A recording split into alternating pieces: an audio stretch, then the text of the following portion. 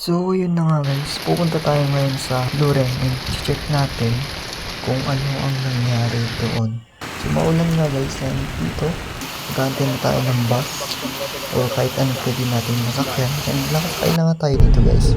So swerte natin, sinakay tayo ng isang van. Pagtapos nun guys, nakababa na nga pala tayo dito and nasa Anduyan na tayo. So papunta na tayo sa farm and malapit na tayo guys. So ito nga pala yung araw-araw na nilalakad ko papunta sa school. Dito siya guys, bago maka-tricycle. So yan, ganito nga pala guys, medyo uminit. Kanina umulan pero ngayon uminit na. So yan guys, madami ang natumba dito mga saging naputol sa sobrang lakas ng hangin. So sana dun sa atin banda is wala naman sanang casualty or fatality. Yan uproot pa siya guys uproot, tanggal, tinumba niya. Okay, so ito yung araw-araw kong nilalakad guys kapag di umuulan. Kasi kapag umuulan kasi dito guys, masyadong maputik, tapos nalulubog yung sapatos. Ayan.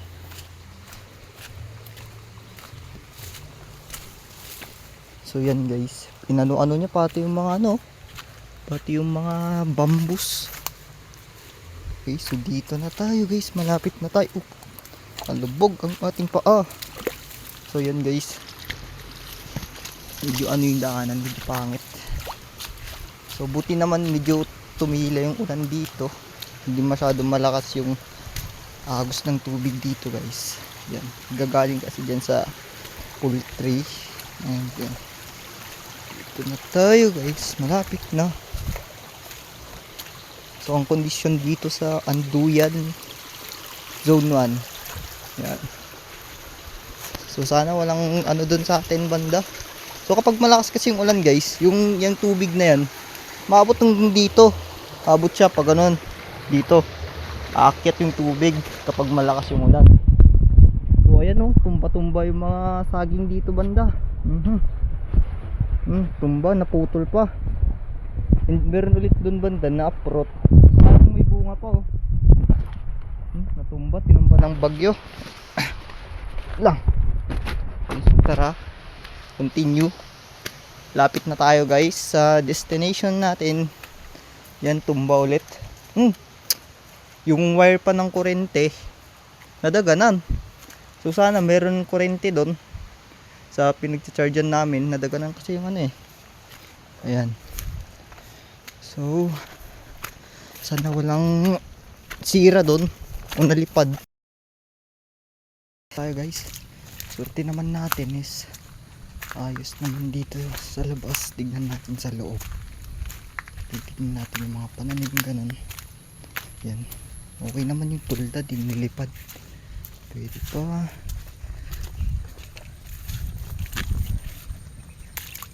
Yan,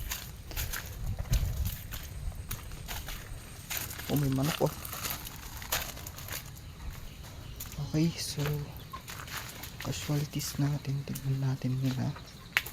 Wala namang masyadong sinira yung bagyo guys. Yan, good condition. Wala namang masyadong nasira, okay lahat. Tignan natin yung mga manok or dito ganda mga pato natin, buhay pa naman silang lahat.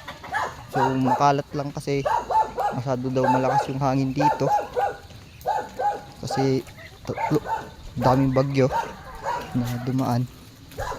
So yan, dito yung mga manok natin. So ito na pala yung pinatayo itlugan ng mga pato yan guys.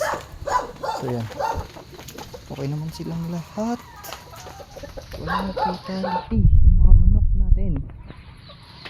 Yan, dahan-dahan at madulas. Okay, survive lahat. Nice one.